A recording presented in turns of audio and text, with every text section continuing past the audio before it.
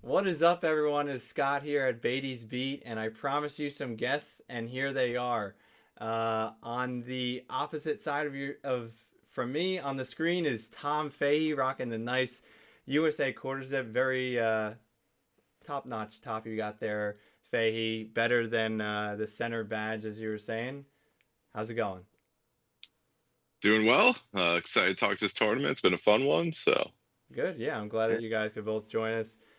And Leto, Liverpool Lee. How's it going? Rocking the backwards hat. And I wonder who he will be supporting this afternoon.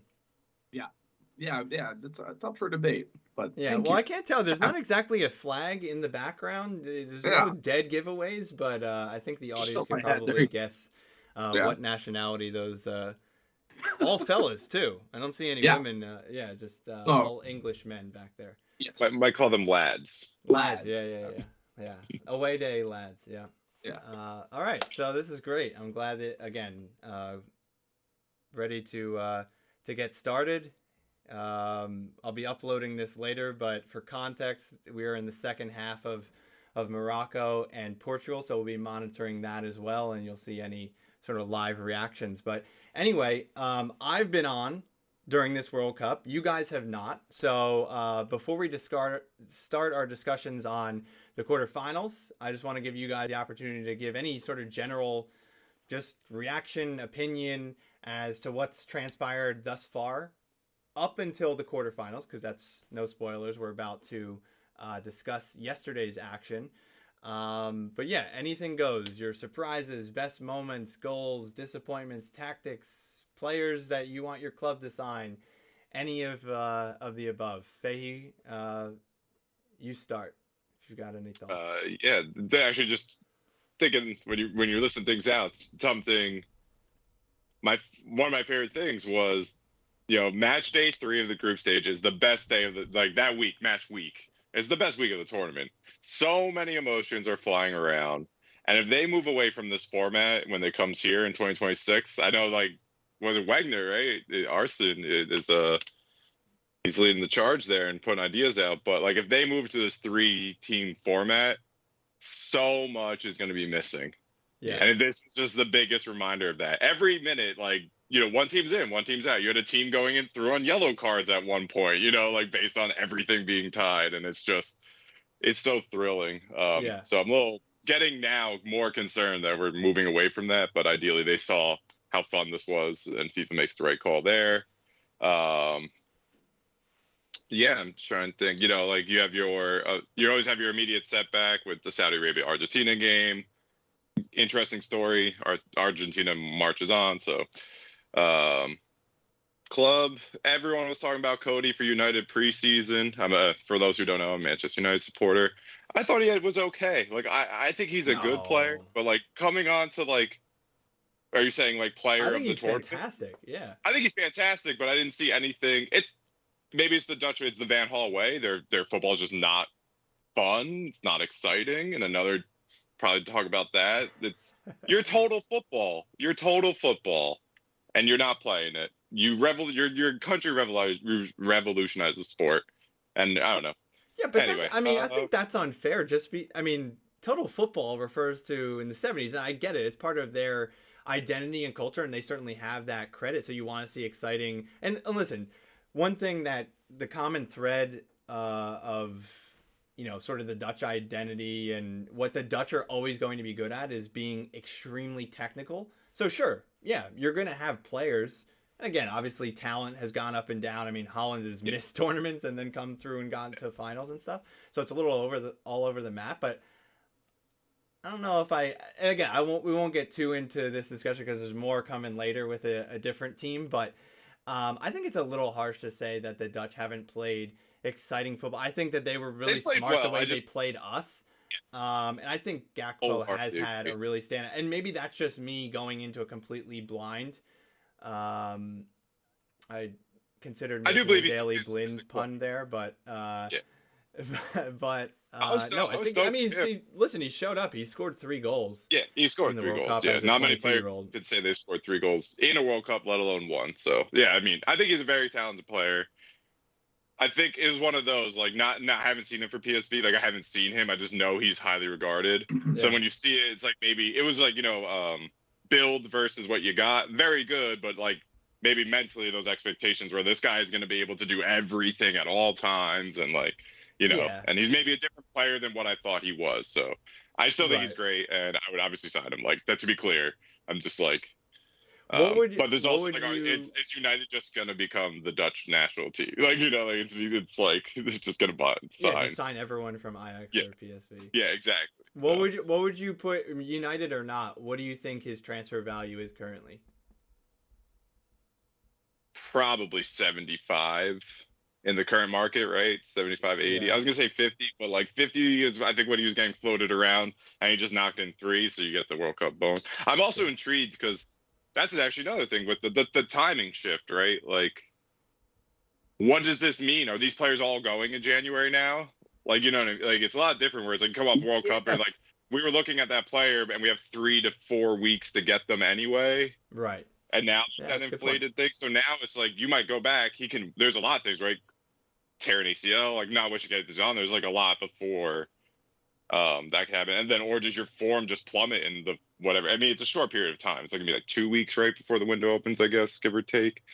But yeah, it's just like everything is different, so it's like hard to judge, which makes it, I guess, unique. But like we are just discussing, like I forgot club football is coming back in 11 days or something like Yeah, that, or it's 10. insane. It's just like it's crazy. So yeah, I'll put it. He's definitely done nothing against him. I think I said for me, it was one of those mental things, like, oh, like I'm looking at Messi, and you get Kako, who's a good player, but um, yeah, nothing against him. I'm trying to think who else really impressed me so far this tourney. I do think I think Bruno's having a very good tournament, which is exciting as a main player for United. Dallo is a man reborn this year. So that's just good to see. Okay. United, there was a day, I forget what it was, but there was 4 man of the match, and it was Rashford, Cass, and Bruno. Like all, they all got it. And just like I'm at home. It's like, can we hit fast forward?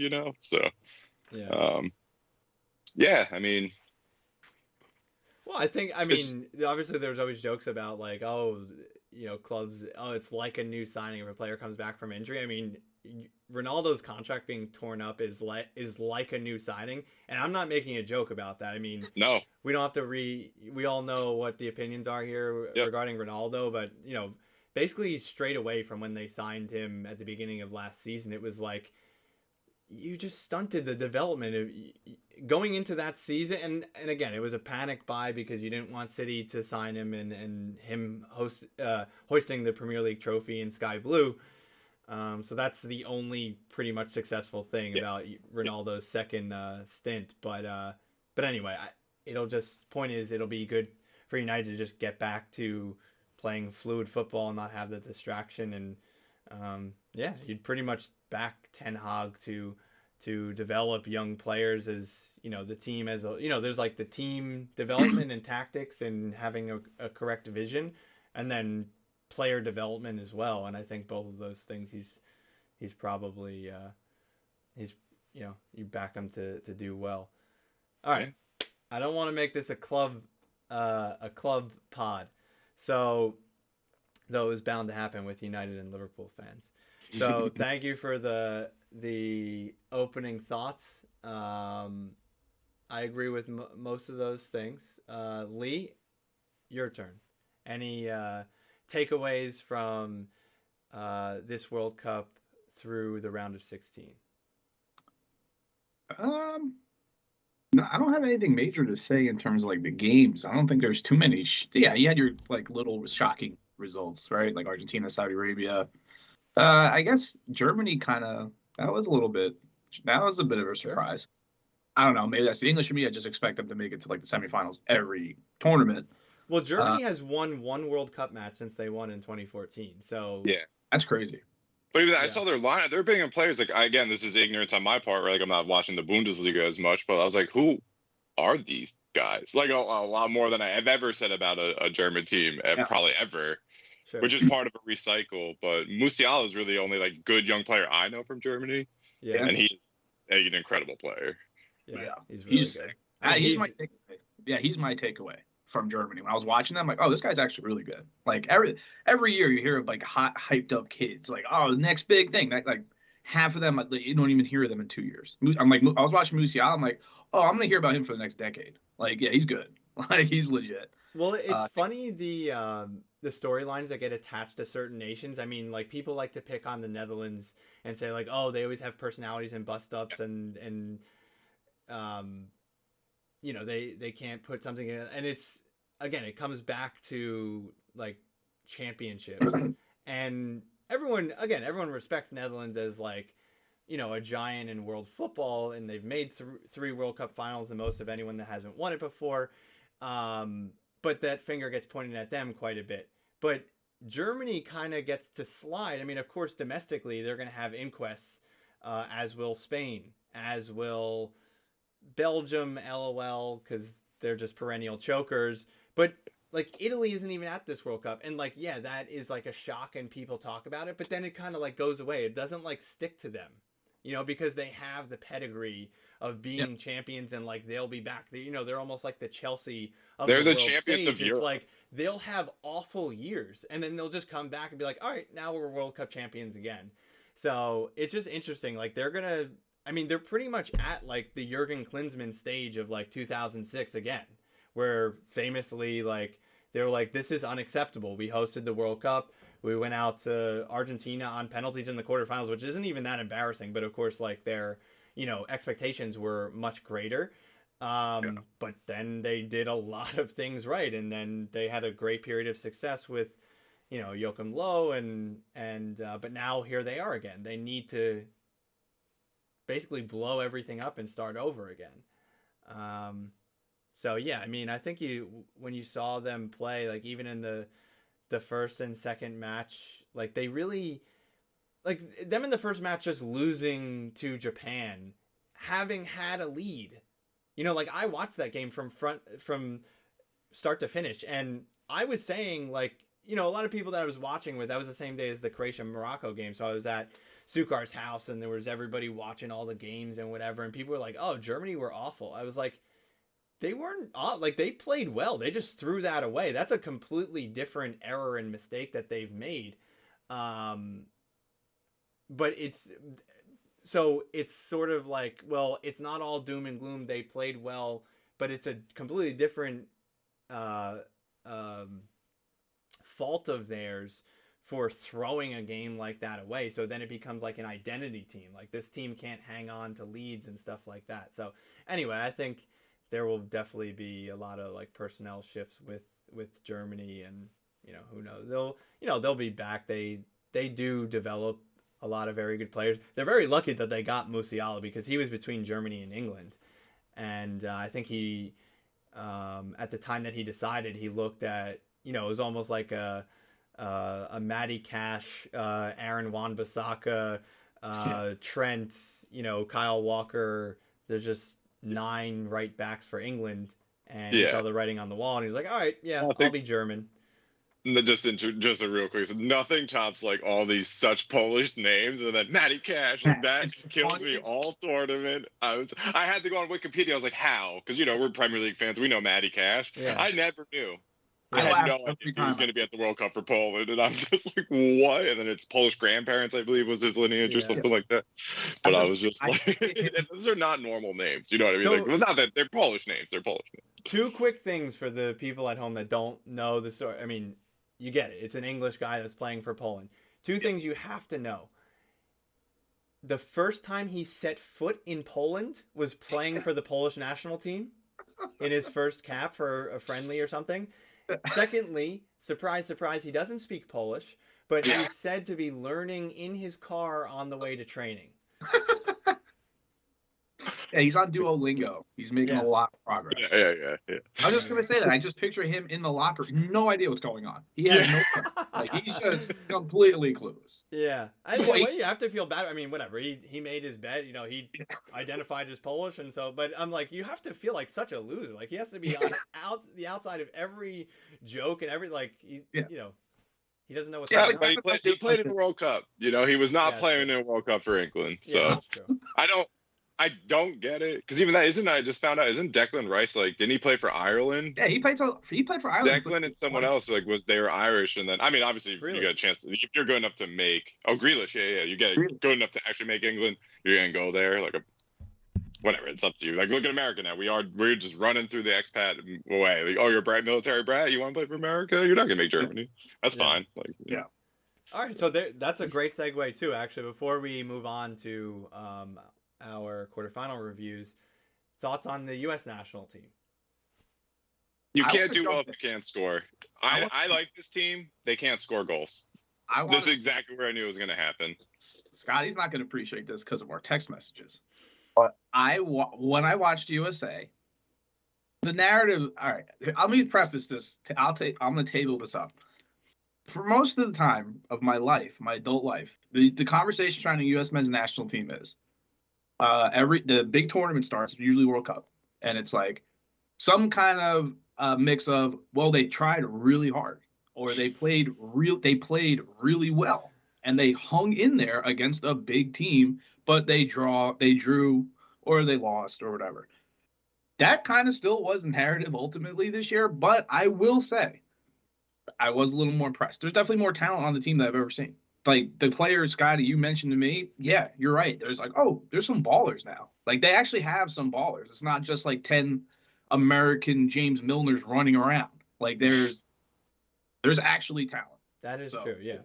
Yeah, I That's mean, the Leeds boys alone they Leeds show boys that are they're like sick. the tidy, they're fine with the ball at their feet, they can pick it up and run, and they can ride challenges and stuff like that. And yeah, you're right. I mean, we have been a bunch of James Milners and kind of hope, and as I've said on the channel about teams that kind of park the bus, is like you're kind of defending for your lives and hoping some miracle happens at the other end of the pitch. That's not the case. I mean, no. I want to say just off the cuff, like every game we played in, we had more than 50% of possession. Now, again, you can, if you want to levy against me that, I'm rooting for the U.S. boys and I'm a homer or whatever, that's fine. And that's not something overall to celebrate, but it is certainly a sign of things that we haven't seen before. And I think anybody, whether you're a U.S. fan or not, you're noticing that, yeah, the American players are really, like, we have players playing in the Premier League. You have a player playing for Juventus. You have a player playing for Chelsea. And, Adams was on RB Leipzig before, who, so they're playing in the Champions League. I mean, that's a huge they're at big change. clubs, yeah. One thing I will point out, though, is, like, yeah, I think we are growing, but, like, say that we're talking about us versus other Americans, actually watching soccer on a daily. Yeah. Like, I saw people, like, you can just, and again, you're talking about probably the most, outside of, like, maybe Brazil, like, the most technically proficient team are the Dutch, right? Like, right. They are drilled in to be, like, perfect first touches and all that. And, like, I was watching with, we were watching, where was it? I guess it was, I don't know where I was watching. Anyway, and they were like, oh, you can just see, like, the ball just like, out of the air, Daley Blind can glue a ball to his foot and take it down. And you think of Daley Blind, we're going, ha-ha, but he is technically better than every American. Maybe he's not a better player than every American, but they are technically, and then that's still missing. And then I don't know enough of the background. I don't know what the deal was. Like, I don't know why Gio didn't get, like, any minutes this World Cup, realistically. It seemed like a mismanagement situation for me, so I'm judging the management a little bit of the team. But yeah, it's like we go back to, like, how we feel, I think all of us felt about England, right? Like, Southgate plays a pretty conservative style of soccer when you have some of the most explosive attackers in the world. Like, so it's, again, it's cup football. I saw a good comment that I'll lead into when we talk later, but like the format of how you win a World Cup and all that stuff. There's many debates on how to win a cup tournament, right? So I mean, I like I said, it's exactly where I thought it would be. I think their best game was against England, and that's a draw. So if your best game is a draw, like, that's where you are. You're probably a round of a 16 knockout, like, team. So. Well, I have two quick questions that I want covered on the U.S. Since we're sort of on that topic, and again, this will come up later in terms of a team's expectations. How do you grade the U.S.'s World Cup? You said it's about what you expected, but if I really stick it to you and say, is it success or failure? What do you wager on that? It's average. I guess it's average. I know it's like a cop out. I think it's a success. I mean, I think if it's a success. Yeah, I don't want to like. What do we expect for? Yeah, that's my point. Like, what did I expect? If Like, you get ask out of the group. success or failure, you have to say what was your expectation then? Yeah, I Right. think play well and get to the round of 16 was the minimum they could achieve. So Yeah. I guess that's success, right? And that going was, out to the Dutch national team, is Yeah. that like a complete No, failure? I don't think it's that's not. what I meant. I Now, don't think Lee, that was bad. Lee, I also understand the and again, not to rehash the whole thing, I understand the sentiment. Like, you have to aim higher, and that you can't. Now, Yeah. I think the nuance here is it a success or failure? And then answer that question. You can still answer that it's a success without being like, let's celebrate what we've done. You know, like, Correct. that's, Yeah. you're No, right. that's- Like, I shouldn't be running through the streets of West Long Branch like, yes, we got knocked out in the round of 16. Like, Yeah. that's obviously not it. And it is funny too.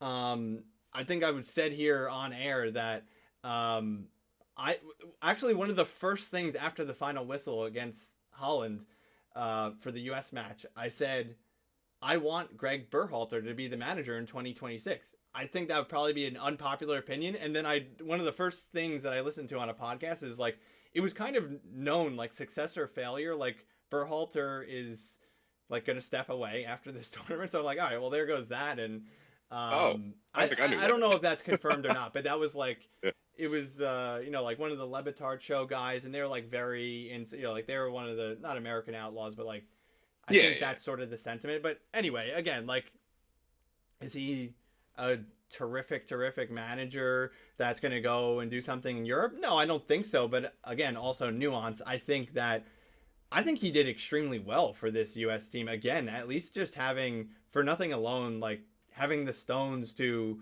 set out a team against England and like take it to them. Like, I was completely expecting us to absorb pressure and whatever. And so that's my take on it. One more thing, again, just before we get off the topic, Fahey, one of the first things you said was we don't have a center forward.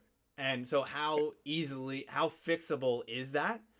I mean, you could take that question very literally and say like, oh, well, we just need to breed like one guy, or, like, I know nothing about this Jesus Ferreira guy that just magically started against Holland, having not played a minute. He's in, like, young, Turkey, and I you could say believe. like, oh, is he just not ready? And he could be the guy or whatever. Yeah, but yeah. how fixable do you think Is that he the one issue that's at is? Fenerbahce? Is he the? No, that's Haji Wright. So, Raji, right? Yeah. Jesus Yeah, Ferreira is a FC Dallas He's kid, and he's been playing he's there a- since he was 17. So I think he's one of those like MLS starlet kind of guys.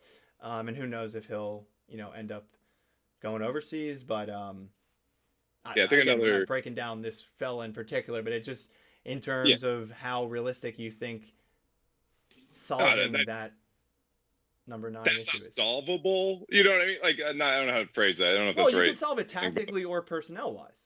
Yeah. So you can, personnel, like, you don't just bring in a tall center forward just because you're missing one, right? That's not going to fix your problem. Right. So this is one of those things too. Like, okay, we're good, not to get club talk, but like, I think English kind of talk too. But like, is when you, at one point I thought United was going to have this extremely fluid front three, right? Where you run like no real, like not a true false 9 per se, but just 3 kind of wingers that can all move across the pitch. Mm-hmm. And I could see maybe that's how we fix this for England. And that's why I was always like, why is it, to me, it should be like Gio, Ariston, and this is probably more like literally FIFA, like video game FIFA talk than anything, like Pulisic, Ariston, and Aronson, and who did you say? And Gio. Like in theory, that's the squad. But like, I don't know, they're all gonna be able to mingle and like do what I'm saying, you know what I mean? Yeah. So I would love to, like, just it's funny to say this, like, and I was never a Josie hater. He was good. He's not like, my American is Clint all day. I love Deuce. Like, he was my favorite American player. Well, forward, I should say. But like, you just need someone that's like can just bang them in. And I don't even mean like 3 goals a game, just like you score every 1 to 2 games at a national level. Like, you get hot at the right time. But yeah, sure. I mean, I was just explaining this yesterday to someone. Like, Miroslav Klose is like a World Cup legend in that he scored a boatload of goals. He's not a good. He's no kind of. He's not a soccer legend because he did nothing at the club level. But I mean, Yeah, Obviously, that's I sort would of an actually for anomaly. America, I would love that right now. Like we just said, say there's like just some MLS player that I don't even know, and like he scores 1 goal for Red Bulls, but he scores like 18 for you. You're like, Well, yeah, you know, that's that would give Fox its moment. Like, they kept yeah, clamoring for, like, when is someone going to step up and have their Landon Donovan moment? Hey, Landon Donovan, thanks for, yeah, that's a whole exactly. nother topic. Yeah. But I don't know. Again, not to really, well, I don't even want to touch on it. All right. So, thank you. That was some good discussion. Now, let's get to more of the current stuff. Just yesterday, we had 2 quarterfinal matches. First, we'll take them right in a row. First was Brazil versus Croatia. And as I told you all in my preview, that was a pretty easy game to call as far as tactics. Now, the end result, as we've seen in this World Cup, I told you many times with the PSA, stop betting on this World Cup if you continue to do so, because Morocco is beating Portugal right now, and you just can't call them. But anyway, from the tactics, we knew that Croatia was going to sit back and frustrate Brazil. That's exactly what they did all through the 90 minutes. In extra time, things change up a bit. And Brazil had a very exciting chance 2 minutes into the second half.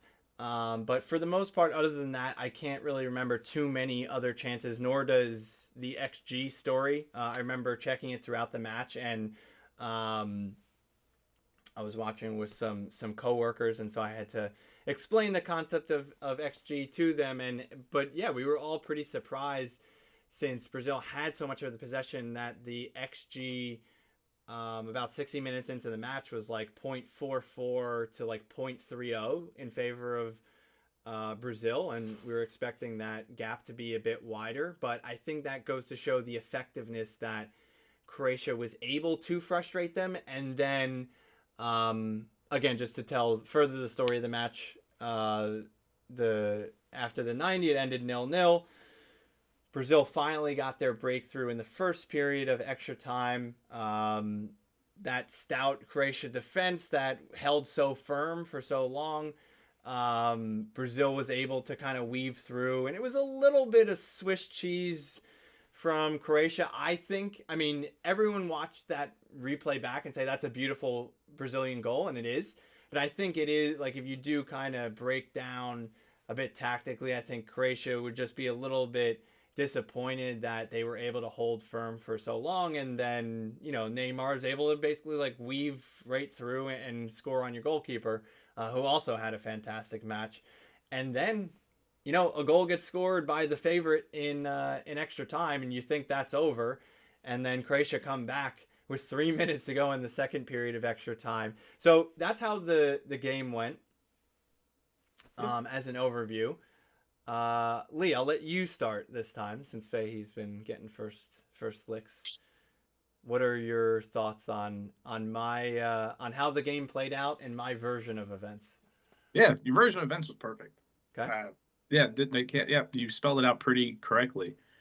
I'm actually surprised Croatia was able to hold on for as long as they did.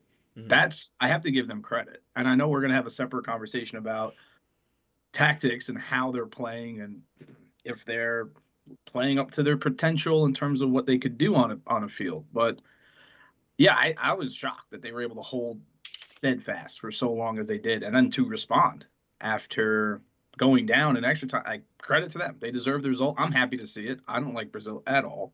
So I was very happy to see them get bounced out, especially because of Neymar.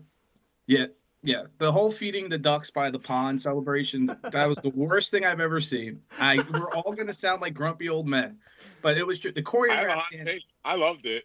Yeah, okay, You loved Fahey, it. like... All right, go ahead, Faye. Nip in there.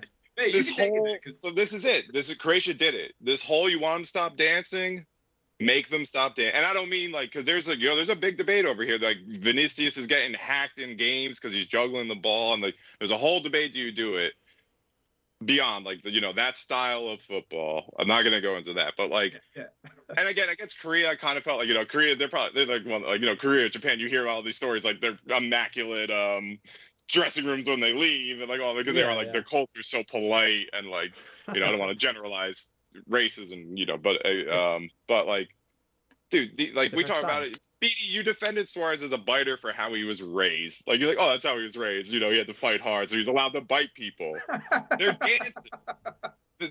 Anthony, you know, again, everything. I guess always everything comes back to United. But he did a Players Tribune, and he was like, he taught like in way. He's like, I was megging drug dealers. You know, he grew up in the favelas. So like, he said, he's like, I made it. I'm here. Like my family has a house now. Like I'm here to have fun. Yeah. Done. And I think that's a very acceptable take when you are born into nothing. So like I don't really mind though, and I miss peak Jogo Bonito. Like I like those 2002, 2098 to 2006. Like yeah. And Hey, it was like I have nothing. I in fact that you know I'm not going to say gives me goosebumps, but that you know I love to hear that story as well. Yeah. Where I disconnect from that, and yes, there's Jogo Bonito, and you know I'll just pull up the Nike commercial of that Jogo Bonito with Ronaldinho and Kaká and you know left and right and you know almost ticky taka right into the goal, and that's wonderful. I think we all want to see that, but and listen, it is grumpy old man, but I do defend my take in that. Let me bring it right back to the Anthony thing, which again I'm validating that sentiment and that that lifestyle, that life trajectory. That's wonderful. But let me also remind you, regardless of who you're playing, whether you're playing Korea, Croatia, United States, you're playing in that arena. So I'm not going to say negate where you came from, but you're still doing it against other people. And if it's disrespectful to those people, listen, I'm not saying like you're not allowed to do a Rabona or whatever spin that Anthony does. Like, yeah, that is kind of cool. But if you do it in a disrespectful way and people take it disrespectfully, well, yeah, you're going to get that reaction. And not to jump ahead, but while we're on the topic, like, I should pull up that picture of Argentina running past completely dejected and despair Dutch players crying on the ground, and they're like screaming. Like, you don't do that. Like, you can do whatever you want, but then people are going to hate you, and then when you lose, then people are really going to be like, well, you deserve that. Yeah. We'll get to that. I think that has a little bit more nuance. Okay. The Argentina thing.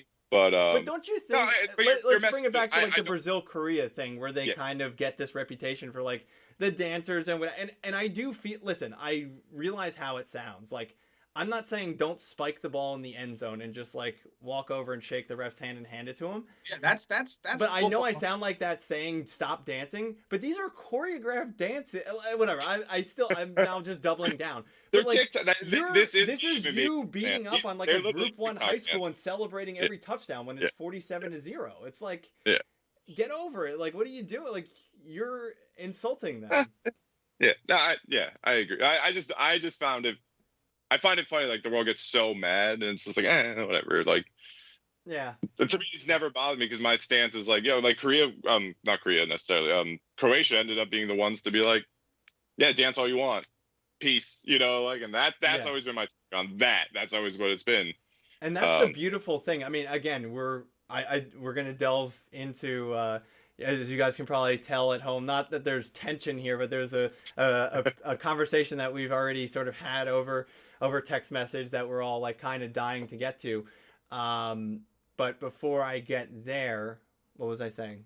We're talking about that is just the beauty of soccer. Whatever tactics you play, whatever your culture is, Brazil did to themselves.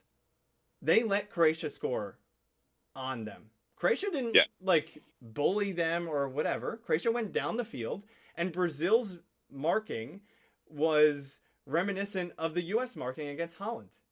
You can't just let a guy waltz into your box and have a cross and no one's marking him within 3 yards. And that was not necessarily even an easy finish. I think Pekovic did well. Did it? Was it a deflection? I can't even remember. I think it was a deflection because I seem to remember Allison trying to react. But regardless, you can't allow that player that type of space. And there you go. You get what you deserve.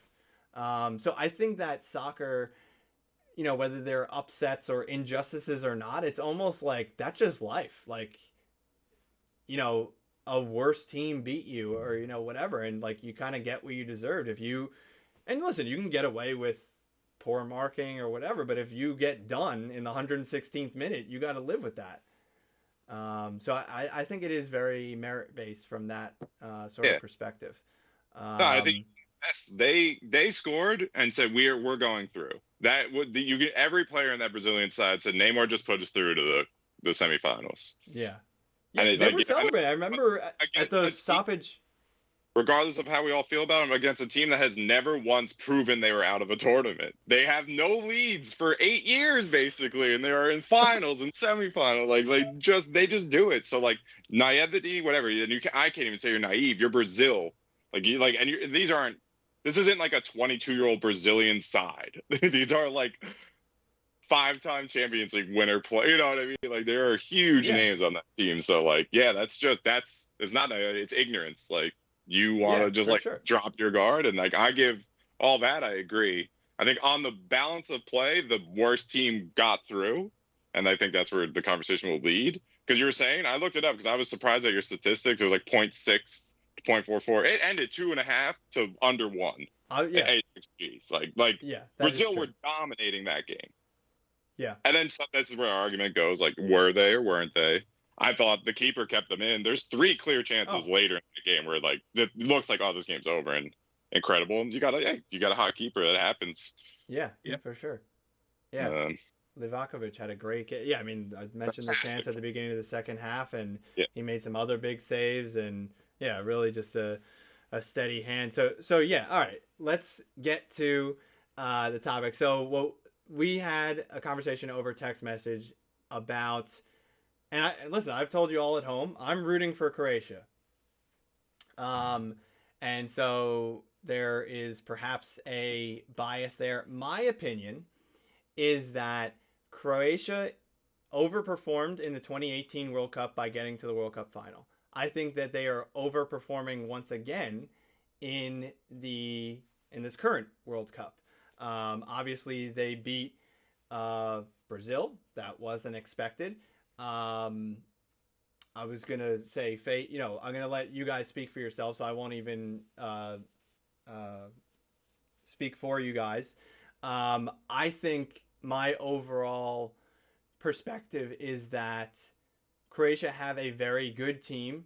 I'm sort of dampening like the quality level of their squad as opposed to you guys, I believe, because yes, they have a very good midfield, which we're about to delve into. Obviously, Modric and Brozovic and Kovacic. I went on record as saying I don't even think that's a top 3 midfield.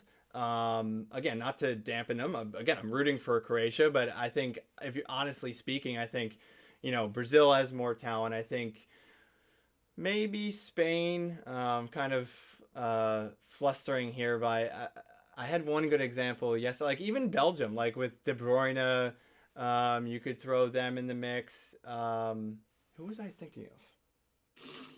See, that's my thing. When I was thinking, I was like, I don't see that, because even Brazil, like Casemiro, again, Homer, but also like I know you have different opinions, but my stance is, look, like he's putting your best defensive midfielder. I know Fabinho has injury problems or whatever, but like he's putting him on the bench, and then Paqueta, I've never heard of him, so like I don't know him. That's again, I'm not saying he's talented or not, but they're like, the other thing I think is it's hard to judge because it's formation, right? Like they're a midfield 3. Brazil doesn't really necessarily play with a midfield 3, or maybe it's like formatted a little differently. So, like I said, I think Spain will, like Javi and Pedri they're nuts. They're hyper talented, but like 19 and 20, like it's crazy. Like that, like Spain is just their center midfielders for Spain will be there for arguably 3 to 4 World Cups. Like, if nothing happens, so that I think in the future, yes, it's them, but at this point in time, but then also to your point, I might be over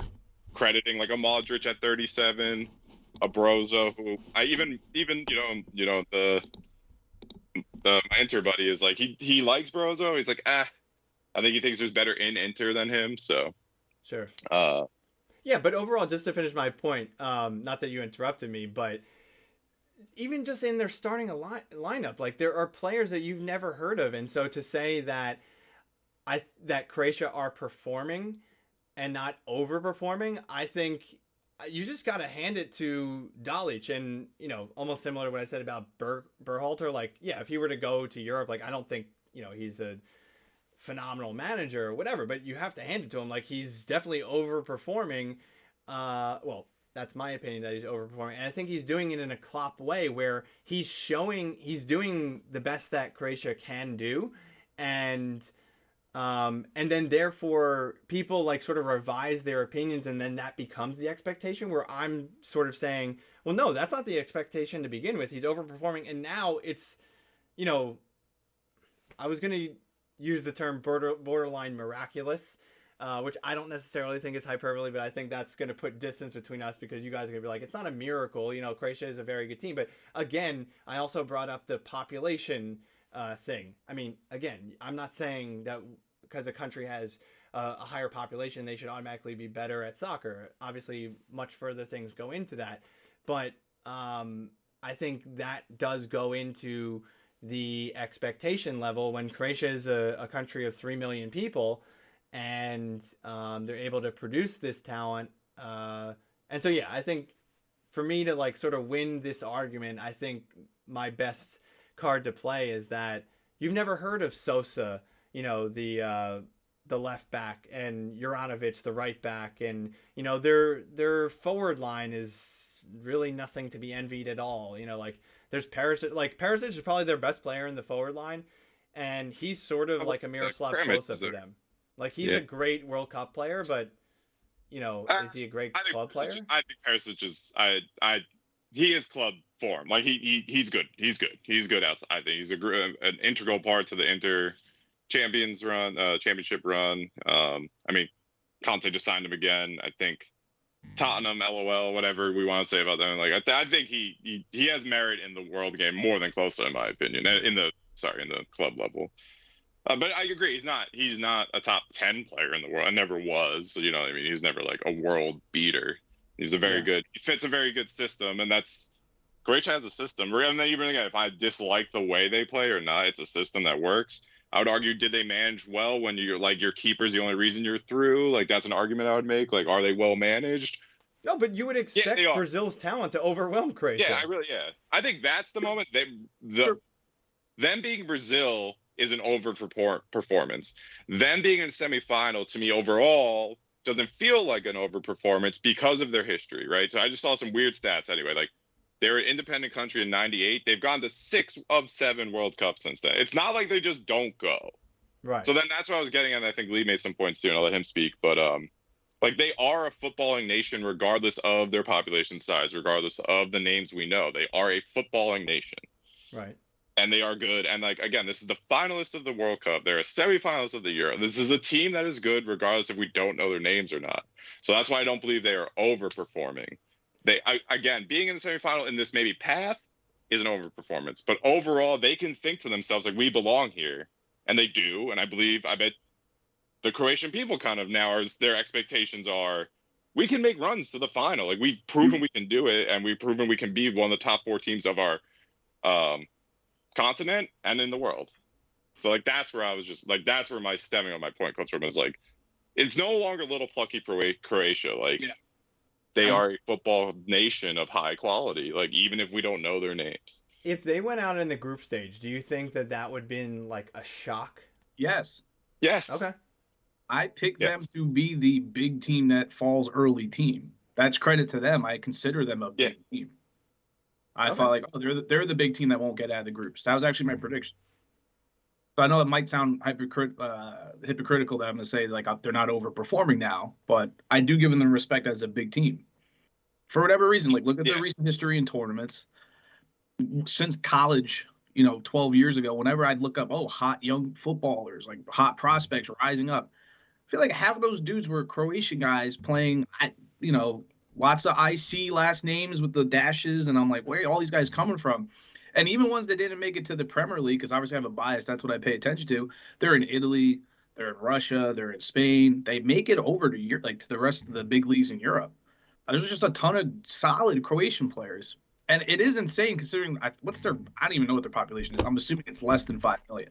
To 3 million or something like that. Yeah, 3.8. So it's funny. I was looking up for this, and I couldn't find one. Like Belgium. Belgium only has like 5 Yeah. And like, Okay. yeah, I would argue on paper Belgium has produced way better players, but we're not even getting on LOL Belgium. We all knew that going in. Yeah. Like none of us are surprised that they got No. knocked out. They're just again.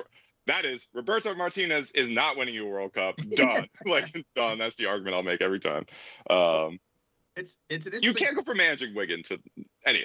It just. Yeah. I've heard some people survive tap Martinez for the United States, and I was just like, I'll be worse than firing Klinsmann because you know my stance there. Like they should never got rid of Jurgen. Like there's so many issues with it to bring in frickin' You're bringing up bad memories, Beats.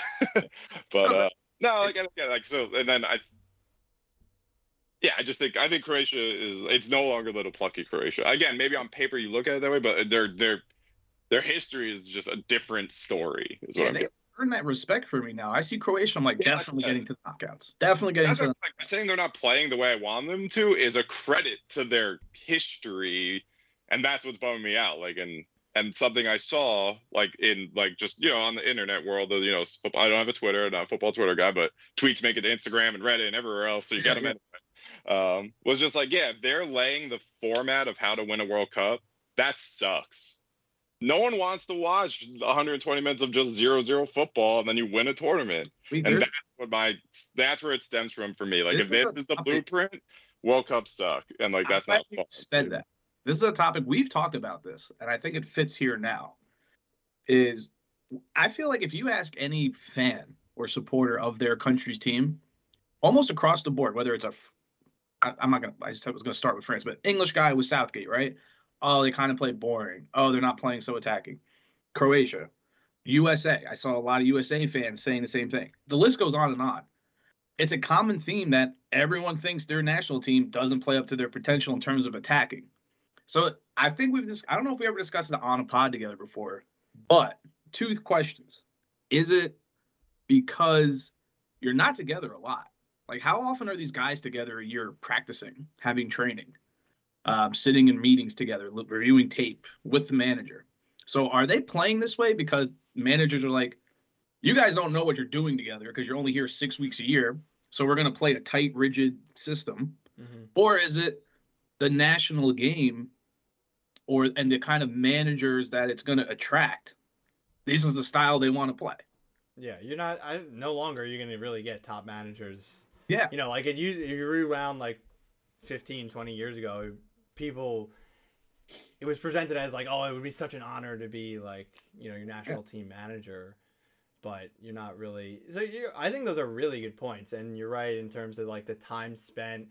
I would still sort of discard those points despite being really interesting ones and things to think about, because I think just like the blueprint is what Southgate is doing, and I think it's interesting that like Southgate seems to be like running out of time, and forgive me, we might be getting cut off because teams only give us 60 minutes. I'm gonna at least try and get us together to recap after a quick pause, and then we can wrap things up. But anyway, is this like Southgate's best job? I don't want to make this argument because I hate, again, I've said on screen before, like England and France both have like so much less ambition than they should in terms of playing attractive football. But like it occurred to me during the group stage when like, again, Southgate, like that was a bad England performance if you're watching it with your heart and your mind against the US. Yeah. But then I saw myself and I'm like, wait a minute. What he did might have been like military tactical genius, because he sort of got to rest players. They didn't exert any energy. And then their third group game, they played Wales and had to not lose by more than 4 goals. So, like, what did Southgate do wrong? Nothing. But it's just not exciting. And so there's that. And so I just don't know how you, like, sort of draw the line. I know we're a little bit all over the map here because we're talking about, like, the Englands and France and Germany and then Croatia, who, again, for brevity's sake, I would put between those teams and like a Japan, Morocco, like they have to be practical or whatever. And just ask the question, like, regardless of what level national team you have, like, isn't the answer always like, well, we want more attacking football? Yeah. Unless you have an Arsene Wenger and then you're just so sick of finishing in fourth place. Like, I feel like that's the only path to actually getting to, like, I wish we would play more defensive. Because, yeah, you always, like, not to sound like Americans here, but, like, we want more scoring. We want more beautiful football. Like, isn't that always the answer? So I just don't know. Well, yeah, something I think when I was pressing you yesterday the most on Beats was like, and again, this is club versus country, so it's not the same thing. Like, you know what I mean? I get it. Like, the format's different, but like, you are supportive of heavy metal football, and like, you know what I mean? Like, that's the way the Klopp's game is the way the game should be played, arguably even better than Pep. So, you know, like, these are like, I don't know if you ever said that, but like, it's things I could picture you say. So not to put words in your mouth, but then I was like, that's what I think was pressing you. Like, you find this interesting. Like, that surprised me the most. Like, I don't find Croatia's football interesting at all. I find it dull. And again, maybe to your point, that's just like because they know the players, blah, blah, but I just expected a little bit more. Like, they are crafty and flary, and I just like, there are players that have that, and it's just like, I didn't see it. And that's like, that's all I was kind of like maybe pushing before like topics derailed into other things. But like, yeah, it was just like, you are like the man, like soccer should be played a certain way. And then it's just like, this is the way though. And that's what I think threw me off the most was just like, seems antithetical to your philosophy of style.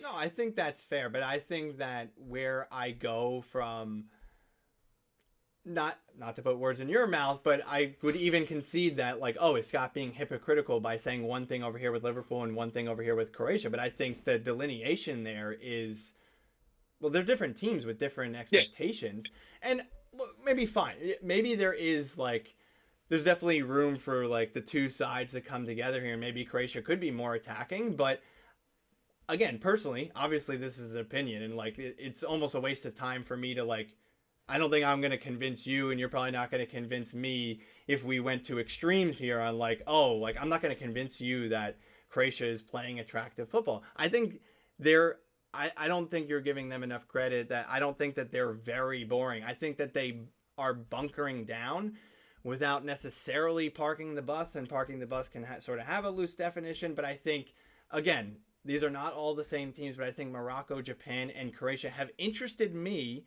which is even surprising to myself coming into this tournament. I would have not necessarily been like, oh yeah, I'll be okay with a counterattacking team. Like, I think, you know, I don't know if Brighton is a good example, but like Brighton can be interesting to watch because they like if they, you know, kind of go forward with breakneck speed, you know, like I think there are ways to be a defensive team, which I don't even think you'll disagree with, but obviously it's just. Oh yeah, and even in the context of one game, I don't blame you for the approach to Brazil, right? But like they before that, I mean Canada, like, you know, they wanted to F them, you know, they had to respond and all that. That's like a whole whatever, you can make that a whole subplot. But the other three games was like, did they play well? I wholeheartly think not. You know what I mean? Like it's fine. Like maybe you didn't play well against Brazil. And I mean, again, that's again, this is like extremely attacking, full force. Like that Brazil team moves forward. They don't know how to defend, and that's why they get countered on. You know, like they really don't. And like I was looking at the same thing. I was like, that's a weakness for them. That center back, that back line is old, and like I don't really particularly rate them. Like Thiago Silva's not a bad player, but I still don't understand how he's like at this highest level. Yeah. And Marquinhos, like I forgot he existed. Like, you know, like this is like little things. Like, where you at Roma like 12 to 15 years ago? Yeah. Like, how are you still there? Well, that was the like, same thing with Silva too. Like, he was at Milan like 10 years ago, and not, they're different ages. But I forgot it's he's like, even at Milan. It's just like these like length of time. That was like I said, Rashford's 25. When? Like, when have 7 years passed? You know, like that was one of those like, what the heck is happening? That's how bad the club's been. But yeah, and again, I don't mind in the moment, but just like overall, I just haven't enjoyed watching Croatia play. Like that's just how I feel. And like even then, they were like I said, I think Canada is a very interesting team with no talent. Like I think that's a credit to their manager, I guess. Like there's the first game. I was like, if they had anyone that could shoot. All right, folks, we are back. Sorry for that little segue. Maybe I can even get into some editing skills and chop that out. But anyway, Fahey is back with us. And we want to pick up kind of where we left off, and then really just wrap things up because we've gone on for an hour at this point. And Morocco has ousted Portugal, so the shocks keep coming. And anyway, so Fahey, did you have any final kind of points on Brazil, Croatia, or shall we move to Yeah, I think I'll the wrap it next up one? like something else, just something we didn't touch, but like not, it wouldn't drag on. It was just like, yeah, no, I agree. Like if you're a fan of Croatia, you don't care. Like, I guess that's the point I'm getting to. Like I don't argue in that sentiment. Like if you're a fan of Croatia, like it doesn't matter. You could score 0 goals if you have a world. If you're hosting that trophy, you don't care. And that was Sure. like when you said like I felt the same. Like like so for those don't know, Beats honorary Croatian. I'm an honorary Bosnian. So he was used that like, and Bosnia was doing the same thing, wouldn't you? And I was like, yeah, no, but I felt like in my world, I'd be like, yeah, but they suck. I'm just happy for them. Like, and that's True. kind of True. like where I'm at. Like, No, not, but and again, I don't again, think that's Croatia sort of, and I sucks. would Yeah. afford you that because I think that that's really what I've stuck to in my argument is Yeah. it's all Like, based on expectation. yeah. So, so yeah, I knew that you rooted for Bosnia as well, and that in some respect that you would sort of have Yeah, similar no, feelings I knew towards them. exactly what you're doing. Like, yeah, I'm not doing it. I know I have the same sentiment. But Sure, like, yeah. So, sure. All right, yeah, and so again, good on Croatia. That's my summary. Like, good on. They're here again. yeah, Little plucky underdog Croatia is here again. right. No, yeah, okay. So I think I think that was a good discussion. I think I'm glad that we were able to put that on for display. All right, quickly, Netherlands-Argentina, another another match that quarterfinal match that went to penalties. As I just said, Morocco beat Portugal 1-0 in regulation, so they kind of bucked the trend. But the trend yesterday was 120 minutes of football, deadlocked, and it was scoreless in extra time, correct, for Netherlands Argentina. So Yeah, all the games two. came in the 90, but that was an Right. It feels like it incredible wasn't match. because it was the 100th minute. Yeah, But that's like, true. like forgetting, like, oh wait, no, that was Yeah, in so that added was wild. time, So not extra time. Yeah. Argentina, their first of course their first goal was a beautiful goal crafted by Messi, doing a little bit of skateboarding right down the center of the pitch, weaved his way into a little bit of space, then just kind of a little bit of an against the grain pass to I believe it was Molina who Oh, um, yes.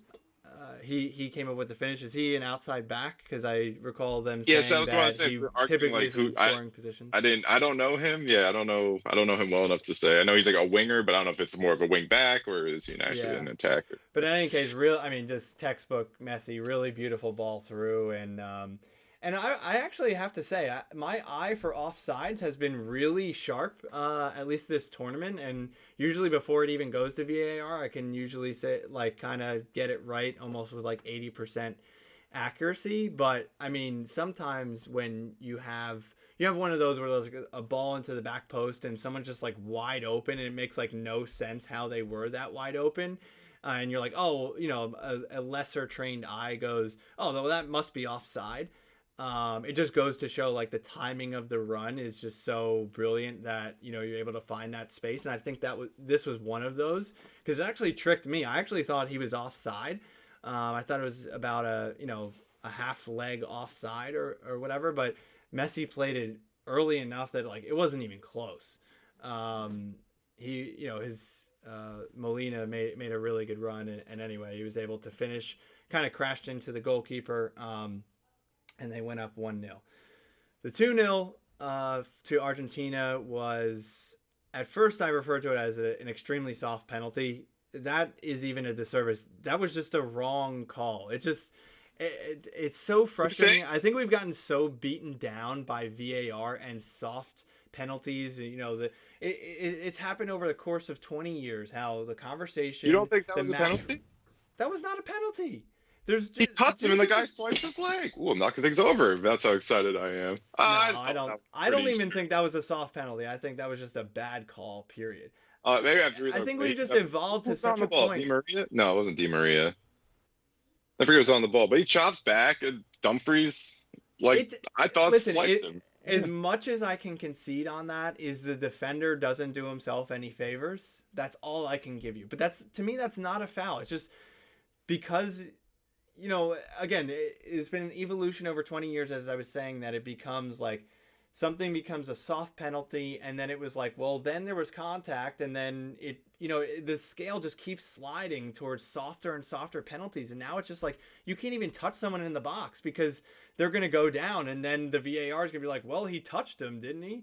And it's just, anyway, so I whatever don't way disagree you with the look at overall it. logic. I got to look back at that. Like I only saw it once, but I was like, oh yeah, no, that's like I personally at the time did not be like, oh yeah, that's debatable. It looked defender bit on a move and took out a guy's legs in the box. Yeah, they are just like the classic like you're 15 feet in the air, like Yeah. but Yeah, I was not pleased with the decision, but again, I wasn't surprised, and to me, I viewed it as a gift to Messi, and, it was 2-0, and that was similar, actually, we didn't even really bring it up in the Croatia match, but I thought that match, I think it was maybe in the 55th minute or something, where there was a ball that came up from, like, up above, and it, like, landed, I think the Croatia defender tried to, like, head it, and he missed it, and it came down and hit his arm, which just happened to be in a position, which, again, you could even have a similar discussion like, oh, would that have been harsh or whatever. Anyway, I just was so frustrated. I'm like, damn it, they're going to give this. And, like, this game that's been deadlocked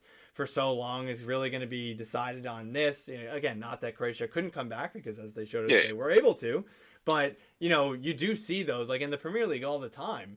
That, the handball, that is where I'm just like, this is the way we interpret this rule is going nuts. Like, yeah. Like the guy's on the ground breaking his fall and it hits it. That's not like by rule. That's not supposed to be a handball because it's a natural position. But now, like, what is natural? And football has always been subjective, which is fine. But now you're bringing in more. Like the VAR is supposed to remove subjectiveness and make it objective, and it's making it more. Like it's going backwards. It's ridiculous the way that it's written. Gone. And exactly. The game's gone because there's no way that VAR is going to go. Like, I wanted to start a petition and sort of tongue in cheek, but seriously, like, if enough fans, whatever, that's just not going to happen. But, and I also have my conspiracy theories about, if you want to fix games, this gives you the opportunity to go back and take a second look and change whatever on-field decision that you want. Aside from the fact that referees have, earpieces and all that. Anyway, we're kind of going down a rabbit hole, but yeah, I mean, it's like the language is like clear and obvious. There's nothing clear and obvious. Like if you have a debate, almost like inherently, if you're having a debate, it's not clear and obvious. So it's just ridiculous. But whatever, that's not going anywhere, and it's just part of the game. So I guess you need to be super careful, as a defender, whatever. And so anyway. The Croatia game, it would have made it probably 1-0 to Brazil, and I was just frustrated, like, oh, this is going to have such a say on the game. Same thing in Argentina. They were already up by a goal, but 1-0 versus 2-0 is just a completely different storyline. And so, but I, as luck would have it, I was like, you know what? They're just going to give it. Like, I can't even fight it here. They're going to give the penalty. Messi's going to make it, of course. It's going to be 2-0. So I just rode the wave. And I said out loud, I'm like, you know what? Let Argentina go up 2-0. Netherlands are just going to come right roaring back. And, of course, I was rooting for the Netherlands because that's who I had in the pool. And I've always kind of had a soft spot for Netherlands anyway, as well as disliking how Argentina approach the game. So, anyway, I was rooting for Netherlands. And they get a goal back through Weghorst, the tall lad that actually signed with Burnley, Sean Dyche. Remember, they signed him in January. Yeah, true. No, he signed. Dyche signed him. That was probably his last signing before he got fired. But that was like sort of his last ditch to, keep Burnley up. And sure enough, Burnley went down. But they had sold Chris Wood to Newcastle, and he was sort of the replacement. So anyway, if not for that, I never would have heard of him. But I remember him, big lumbering guy. And he comes up with 2 goals. So the first one, he found a bit of space and he made a nice finish. I don't really remember. It doesn't really matter. What it's all about, which I think is the moment of the World Cup, was essentially a quarterback sneak for the American football fans out there.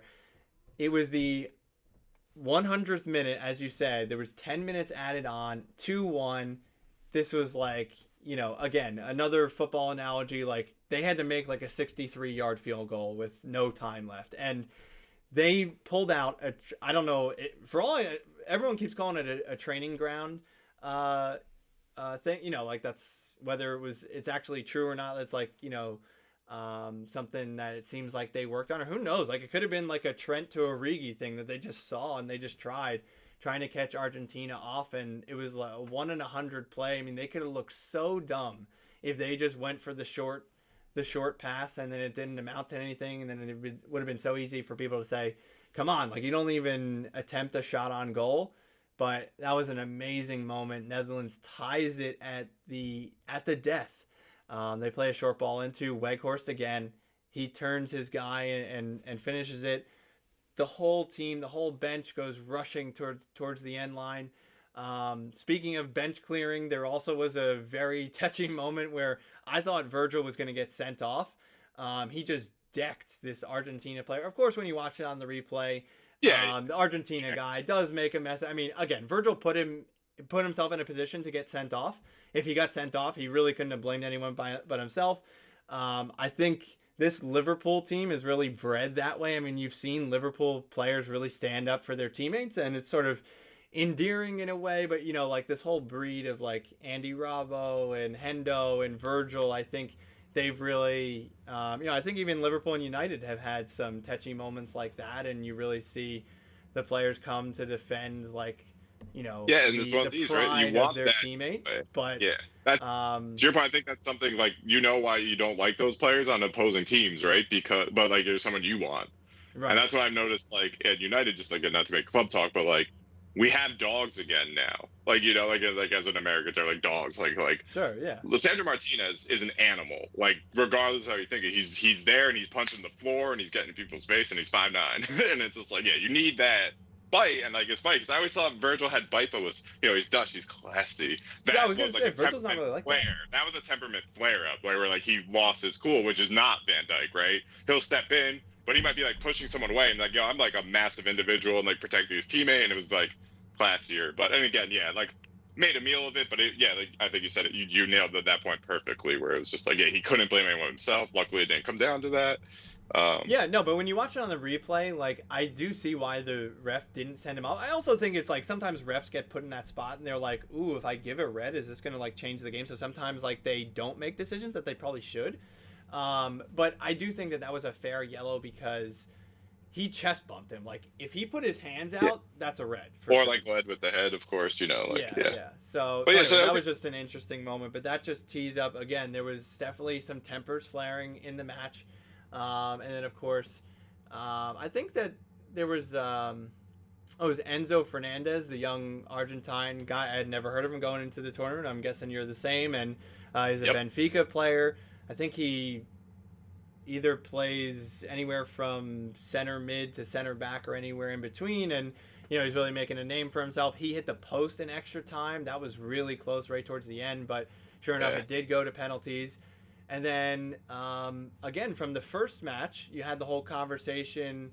I assume, actually, I haven't even, I just watched the game. I was like, I had a great experience. I don't need to look any further or for any analysis or anything. But I assume, at least domestically, there has to be an inquest with Brazil because there's that age-old question of, well, Neymar didn't take a penalty because you were saving him for 5th and you didn't get to 5. I don't really even have an opinion on that because it's just like it's always Monday morning quarterback. It can go one way or another. So segueing back to the Netherlands-Argentina match, Virgil took the first penalty. I'm not saying that he was really Netherlands' first choice or best penalty taker, but I do think that putting Virgil first, you're trying to say like, oh, Virgil's our commanding leader and that he's going to make it. Now, Virgil, here's the least respectful thing I will ever say about Virgil, but I think that this, I'm prepared to say this because I think it is an honest thing. Virgil, I don't need to speak about him as a center back. I think we all know what I think of him, and I think that's pretty well accepted that he's like the Rolls-Royce center back. He is not, he's had a dip in form, but that aside, he's an immense, legendary Premier League center back. He's up there in the pantheon. Save the debates for another day, but he is that good. He, on a leadership level, he's a guy that maybe leads without the armband. Because anytime that he has the armband for Liverpool, he doesn't put in a great performance. And the team seems to... Now, I don't know if that's just like he's not Jordan Henderson and Henderson has become this great leader. But I do think I kind of put that on his back, that he's not really a great leader. And who knows, maybe there are Dutch fans out there that would disagree with me and say that that's harsh. But I was nervous for Virgil when he was stepping up. Aside from the fact that I just haven't seen him take many penalties, of course. But he did. For any of those that remember, I forget if it was Carabao Cup or the FA Cup final, but someone was asking me about why don't keepers like stand to one side or another and sort of dare the players to do that. I'm like, yeah, that really doesn't happen. Aside from the, it's like kind of a disrespectful thing to do because it's sort of like you're trying to game the player. But Kepa did that against Virgil. I think it was the Carabao Cup because I think it was the one where Queven Kelleher made the penalty and Kepa didn't, and Liverpool won on penalties. But Kepa did that to Virgil, and Virgil just blasted it to the near side of where Kepa was and still blasted it right by him. So, I mean, he has Virgil's a confident guy, but sure enough, he missed the penalty, and that's really, Holland didn't. It was one of those where they just didn't recover from that point in the shootout, and Argentina go through. So that's sort of my coverage from a factual point of view on Netherlands-Argentina. I don't know, Fahey, if you have any other no, I think points on it. No, that was the game. Do you think that Argentina have performed well, or how, like, maybe prediction zone, like how you think they'll do the rest of the way? So, like, in the back of my mind, like, one, I'm currently on a complete anti-Ronaldo kick. So, like, good riddance, you're gone, whatever. So, like, then what's the end thorn? Like I said, I would love right now this press conference, someone to have the balls to be like, how does it feel that Messi's been playing every minute of the World Cup as an in the semi and just, like, implode the whole Portugal thing? And it just be fun for me because now I'm just like, he's gone. He's not my problem anymore. And, like, That's great. So, like, I'm just, like, rubbing that a little bit. And, like, again, like, regardless of how you feel, like, about Argentina, like, it's Messi. He is to me, like, he's the best player I've ever seen. I guess, like, I'm not alive for Maradona's run. I'm not alive for Pele's run, like, so, like, and I do love Ronaldo. He's, like, removed these last 18 months or so, whatever. Like, there is an argument for each of them. But it's just, like, now it's fun to just get spicy and just, like, let Messi get his. I think we're talking about those ambition things. You would picture Argentina being a better side than they are. Mm-hmm. And I've been a little disappointed in my boy Lautaro. I think he's a phenomenal player, and he just, like, doesn't look good. He didn't look good at all. He doesn't look good coming on. Like, I don't know. Feeling for the guy a little bit. Yeah, I mean, that's been Argentine center forwards, like, right the way through. It's been Tevez and Aguero and... Yeah, even Kuhn, like, never did it for Argentina. That's a very good point. And he's out here as, like, you're talking about, like, he's one of the greatest Premier League strikers of all time. Like, he has the best moment in the Premier League. Like, yeah, and completely again, like, I would never want to say that, but it is the moment, like, individual moment, I guess you should say. Like, I still think Leicester is the greatest achievement in the Premier League. But yeah, I was, like, thinking about this, right? Like, overall, right, big top of the World Cup. Like, I haven't talked to you about this. Would be fun because I feel like a lot of times not rehearse, but we know each other's opinions on things more. How do you feel added time is working? Is this crazy to you, or is this how the game should have always been? This does not happen in any other competition where you cannot score on unless someone was knocked out cold, and you know that. So I'm just curious. Like, there are no 100-minute goals because you don't go there unless someone, like, broke their leg. Yeah. So do you think we should always be hitting the 100-minute mark, or? No, I think you've put it actually exactly how I think about it too. Like, there have been studies that show, like, the actual playing time in a game is, like, 72 minutes or whatever. So on one hand, like, no, this is actually what should be happening.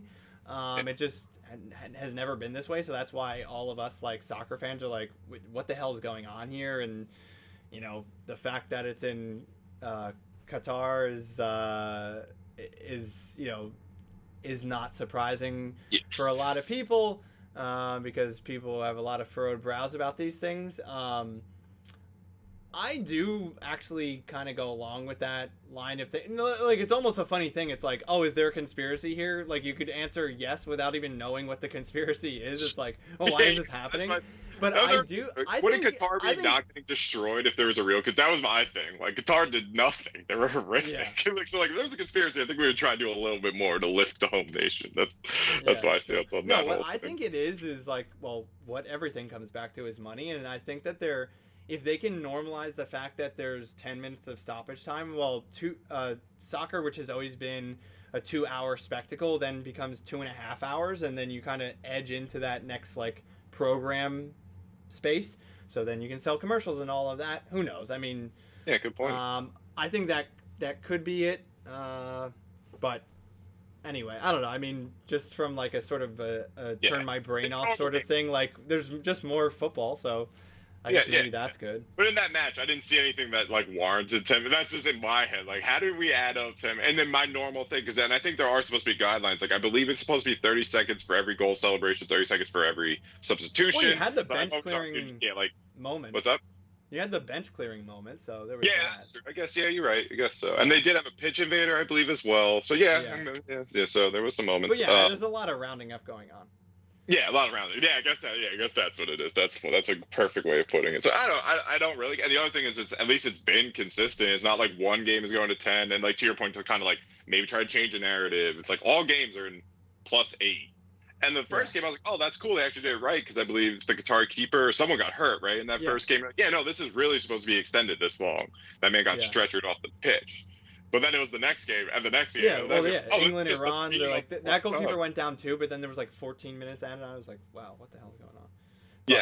So just anyway. So scary. That was like removed from the game, just like the overall tournament stuff I forgot to mention. And then I forget what my other talking point was, because this is how I operate. The penalty kick thing, I agree. It's like, I don't know. I don't know the right order. I can tell you this, as someone that played soccer for a long time, I never want to be on there. I was a defender. You leave me. I'm not going to do that.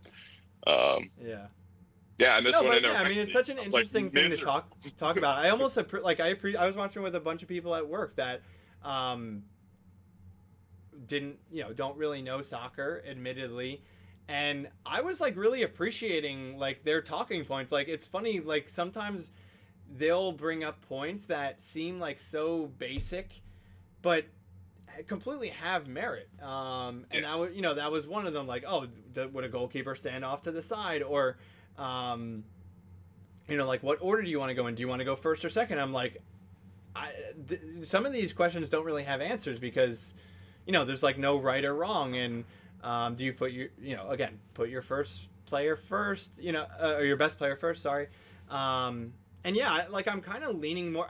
Maybe I'm just getting biased based off of what these results have played out, but I do think that like you do want to get ahead in the penalty shootout, and again, going first or second. It's just, I've seen so many different iterations. Like, we've been around to see like every iteration of how penalties and even like the Spain-Morocco shootout. Like, Spain got behind early, but I was like, you know what? Like, I've definitely seen shootouts transpire before where like you retake the momentum in the shootout, where like if they catch up to them, then Morocco's like, oh, we're kind of throwing this away. Of course, that's not how it played out, but it just, we've been around to see. And I also too, like, my wife was saying, there's also a conversation around, like, are penalties like an appropriate way to finish matches? And well, you're shaking your head. It was funny that, like, again, she's not really a soccer person either, but her and my opinion lined up where it's like, okay, but there is, like, you may not appreciate this answer, but like, what else do you want to do? Like, they're human beings. They can't play more than 120 minutes. And it's just, that's always been the way it's been. I mean, listen, I'm here for it if you want to talk about like MLS style shootouts and, the throwback to the 96 where it's like hockey style. And you give them 15 seconds to run out. I mean, maybe you could, like, people, if you're against shootouts, it's sort of the argument, like, it's not really from the game of soccer. It's really just like, a made up Not thing. I this don't know. up, I've never really thing. thought about it that way. Yeah, this conversation came up with non-soccer people in my world too, and I said the same thing. It's the most unfair way, but there's no other way. I guess that's what it is. Because now it's Yeah. like you remove skill. Like well, there's a skill to it, but you know what I mean. Like flow of game, like in a purist sense, right? The game should be settled during the game. Because even like again, American sports, like football, you play forever. And so, well, now there's a tie, but you used to not have a tie. Basketball is overtime. There's no just free throws till you miss. Like hockey does go into shootout, but hockey and soccer, I think the reason they have to end up in shootouts is it is a extremely draining sport. It's more demanding. Like you cannot put these people past 100, and then this is in 120 minutes. That's like it ends at 120. We just talked about it. Went to the 100th minute before it went back to the 91st. Like that was a lot of soccer for Argentina. So then that's why the other thing I was thinking about. I was like, Argentina up until that time is still like, all right, well, we're playing late, but like you have to think it mentally. You're like, oh, Croatia just went long though. Like that you have more recovery days now, but still like that could matter. Like those are things you could start thinking about. Like I didn't go to a shootout. They just had to play a tough Brazil team all the way to the end. So mentally you're kind of like, oh, this is cool. Like, or not cool, but this is good for us. But yeah, I don't. There is no other way to solve that. So I'm totally like this is, and it's the same thing. We were born and bred into this. This is all there is, and it's fine with me. It just feels brutal. Like it always does. Like especially no, but it's drama. I mean, and that's a great thing too. Is like this. It has sucked in, as I called them, non-soccer fans, and that's a great thing. Listen, I'm not also naive too. Like they're not going to be interested beyond the World Cup, and that's fine. But it is fun just to feel that. Why the World Cup is so important, I don't need to tell you. It's culture. It's culturally relevant. It's so culturally of such cultural importance around the world, and for whatever reason, as we know, Americans don't get it per se. But again, I think that's changing as we talked about on the field. I think also off the field, and I think the generation below us, they're playing FIFA, the video game, and like I think it sounds silly, but that's a huge. It's the biggest impact. Growth. That's why I thought it was nuts. Like whatever the money, like that's going to be EA Sports FC next time around. Like kidding aside, but like FIFA is. And we all hate the FIFA. No, I'm sorry. We tend to disagree with FIFA-based, like when you have a debate with them, right? Because it's just like, no, they have a 99 speeds. You think they're good? Like we know better. Like imagine Zidane in a peak FIFA era. Everyone would think he wasn't good, as like one of the greatest players of all time. Yeah. So it's just like funny to me. But yeah, FIFA is the number one reason the sport took off here. The performances on the pitch are good and it's fun and it's developing, but it's not. Like we said, we're touching cases. Like, is the round of 16? Did you achieve or not? Or should you be running around West Long Branch or not? Like, so it's not like it's inspired a nation because they went to the last four or something like that. It's just like video games are popular and FIFA's really fun and it's working, and let's say it all the time. But yeah, and then there's the argument. I saw a very funny Instagram reel actually of someone making the best 11 with non-soccer players. So you have like linebackers as your center backs, LeBron James as your keeper. Like, of course, I was like, the same conversation happened yesterday. What's up? The same conversation happened yesterday, and again, the whole it's like all, and it's not whatever. It's not boring. It's like I've had the same conversation over and over again, but it's like, if our best athletes were playing soccer, like. I think people outside the United States were like, "Oh, but you can't just do that." I know, like if you were creating a world where our best athletes were playing soccer, yes, we would be up there. But it's also the difference with that is a freak athlete. He's not a soccer player. You know what I mean? Like you can't be 6 like whatever and 300 pounds and be a good football. Like that's just my. There's a balance to it. There's a balance. And LeBron James, I could see like if he was like could have been a phenomenal kid. And I think that's why our best exports for years were in the keeper position, because it was just like the American build, like their best athletes. We are just like bigger people than most of the world as it is, like regardless of weight or whatever. That's all. But like you're like having a 6'9" keeper is important. Like you know what I mean. And like so then like, but that's actually I think one of the best things about soccer is like it's a sport that can be done by anyone, like Shaqiri is like a little, and like I said, Martinez, he's never gonna cut in the Premier League, and for 2 games it looked like he did, and then he wins a Player of the Month. So it's like okay, like for United, so like anyway, but yeah, it is a funny debate to me because like no, I don't think like the best, like again, like a 7'1" center in the NBA is not your best athlete for soccer. But yes, if the resources were reallocated and people were more motivated, those people that ended up playing different sports could be in the Yeah. program, and it Yeah. would work. Because I that's what think another happened a separate in my high piece to school. it. A separate In my high piece school, to we it had is two like colleges. you've got to live and breathe football Yeah, as well, and I think yeah, that's like that's my like thinking man's argument towards non-soccer fans is like, yeah, you can import everything. We have all the best resources that you could possibly have, and we can even import coaches from England, Morocco, Brazil, wherever you want, and have the best training. But at least I can only speak from my perspective. Maybe it is already different with.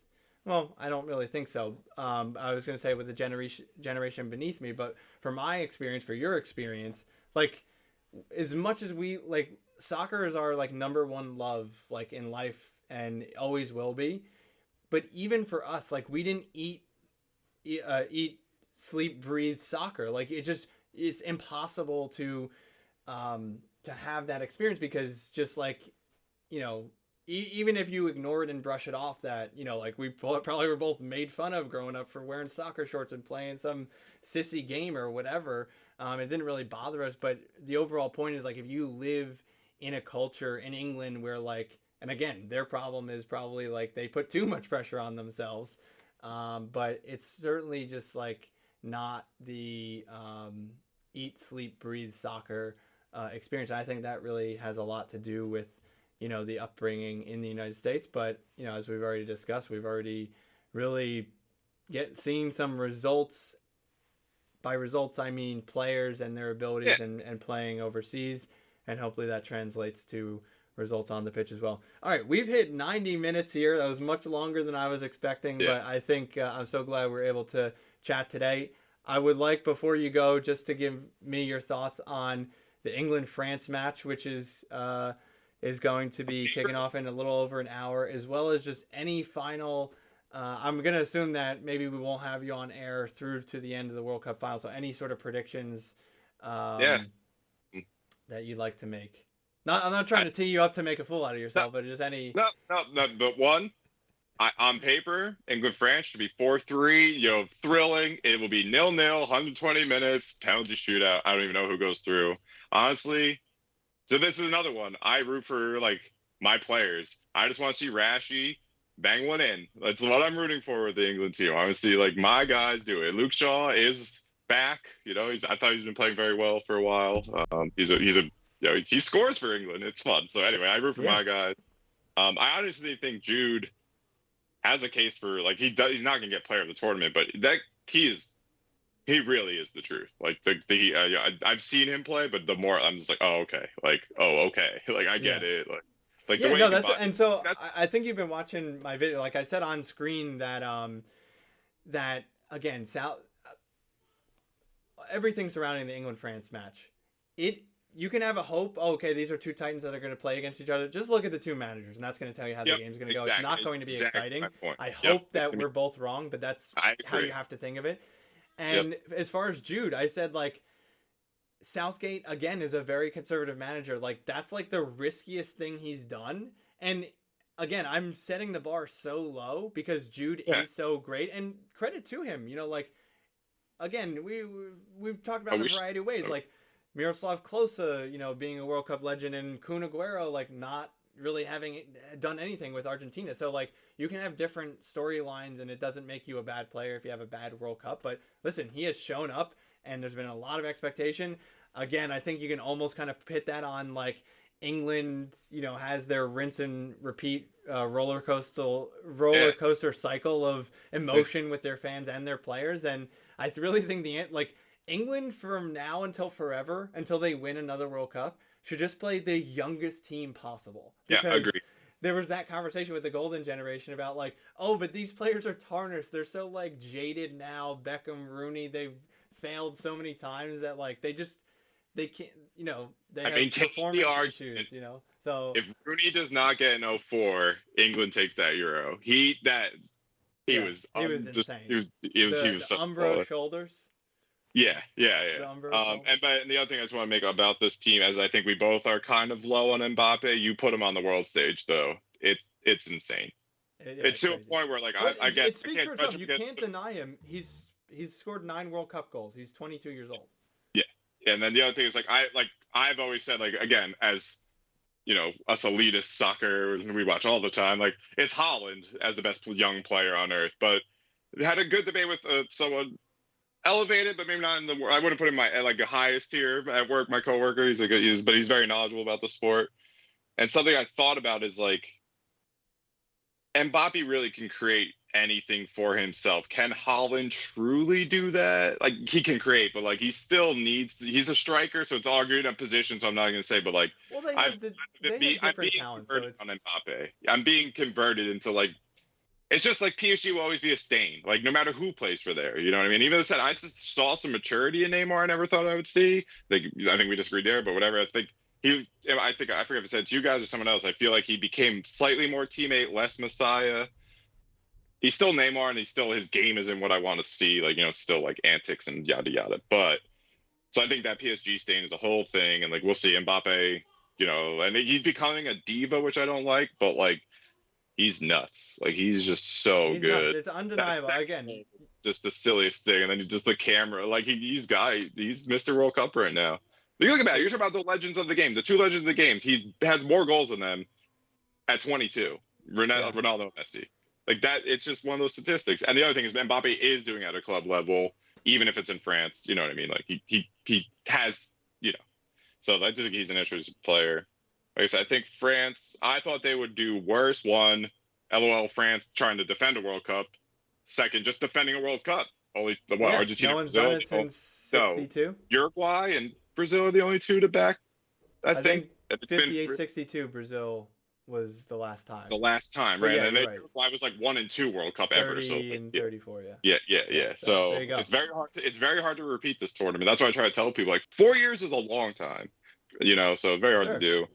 And I thought missing their spine. We all know BD's opinions on Pogba, but Pogba for France, he is their guy. Like he is a leader there. Like everyone rallied with him. So, and Conte is just a freak of nature. Just like you can play a one-man midfield with Conte on the pitch, changes your whole way to structure. And then when Benz went down, who I knew was a shoe-in for World Player of the Year, and I think fully deserved. And then Varane, I didn't know how he would respond. So I just thought like that's the thing when I usually look at World Cup teams, like where's that center back, midfield to forward line? Like is that spine clean or like golden spine or whatever you want to call it? And when I saw these injuries, I'm like France lost their spine. And then that was also as Morocco's shown us, you don't really need a spine because they're in the semifinals with a left back, a right back, a left winger, and a right winger. Yeah. Yeah, although some people would say Amrabat is... Morocco is an underdog, but again, to the people I know, Hakimi is an absolute baller, like a phenomenal player. And Ziyech, I think, while suffering at Chelsea, I saw that Ajax team live in the Champions League in Amsterdam. Like he can play. Yeah, for sure. So I'm surprised. I'm not gonna say I'm not surprised, but I knew they were like, oh, they're gonna be a sneaker. Did I see them as one of the 4 best teams on earth? And like, no. But good for them, and then now you get to go play to a world titan. Whoever wins this game, it's like, and honestly, with England, like if England gets here, I totally see Morocco in a final just because this is what England is. But Southgate has them performing better than most managers, even if I don't like how they play. Result based, like we've been saying. Yeah, I really don't know how to call this one. I think France is... Fahey, you're going this very slow build-up. I'm hearing a lot of recap, not a lot of prediction. I don't know. You're inching up to the line here. Okay, let me get it. Sorry, let me get it out here. I think if Harry Maguire's on the pitch, it's France's. It's France's. I'll just sum it up the best I can. Because even when they played well, he's given up chances to teams that should never be getting chances on England. Yeah. And he's definitely going to be on that pitch. So I'll leave it at that. If Harry Maguire is starting, France is going through. That would be my speaking of, what do you call it? Contrary indicators is the term. If Harry Maguire's on the pitch, then England are going to lose.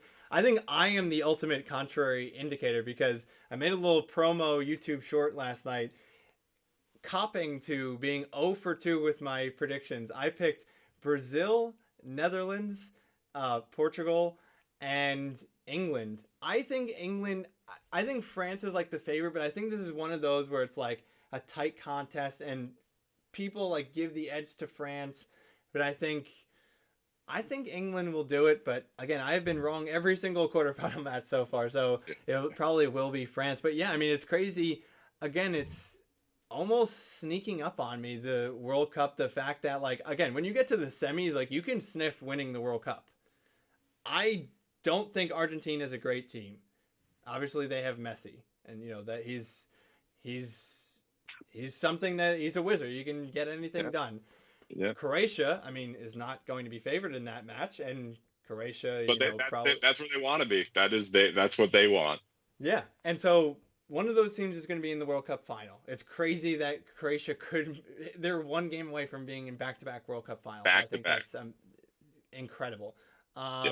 Then Morocco, and so yeah, I mean, basically this match. It's funny because I was already looking at this match again. We're all looking forward to this match for obvious reasons. I'm running a World Cup pool at work, and you know almost everybody's playing, so everyone's very interested in who's going to win. And the two people at the top currently, one of them has England and one of them has France, and I'm like, well, you've got your stage set. One of you is out, and then you know like the favorite to go all the. And again, that team still needs to go ahead and win the whole thing, but.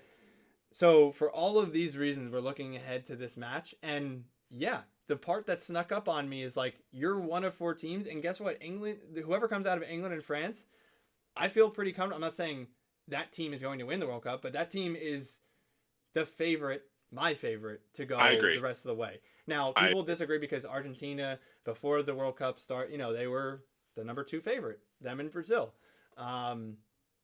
So maybe the bookies will disagree with me, but it's so easy to put money behind Messi. I mean, with like, I'm sorry, America, but dumb money. Like you put Messi out of the pool on a team, out of the pool of teams to go through. There's going to be, you don't need any second reason for dumb money to get behind that. So I think it'll probably still remain Argentina, but I think England, France, there you go, is the favorite left in the tournament. But yeah, I believe that's true as well. And I felt that way kind of going in, but they just have some hoodoo. Like I honestly thought France would collapse earlier, and I'm actually pretty impressed the way they like. There's always some nuts French story, you know, like what if you know the history of France World Cups, like things that happen in that camp are like unbelievable. And even in this, you got like witchcraft behind the scenes and things like this. You're like, what is happening? So I don't know. It's one of these crazy things. The way they've been. Like so. I agree. I think this is a team, but then again, Morocco has let up a goal, and it was themselves scoring. So like, they don't. Wild. You got to. I said in my last, full length video that Morocco's the stingiest defense in this tournament. As wild as it sounds, I don't think. Maybe I haven't been watching pre-match for Morocco matches, but I feel like people aren't talking about. They've given up one. As you said, one goal, which is an own goal. No one has scored. No opposing team has scored against them. Like that's just. It's insane. So good for them. And I would say, hey, I was just arguing, right? You can't score. I was maybe you say, ding, right? You can't score. You can't win. That team needs one goal, and now they have that rally. They did it. They scored their one, and now they know like we got our one. Bang, let's lock down. And like again, if you know their players like Hakimi Ziyech, like they can be an outlet. They are talented enough to one-on-one geep that ball upfield to give you a break, and then like all right, we lost it. Whatever. We don't even need a goal. Like how excited would you be for a Morocco-Croatia final? I think it would be awesome. Like.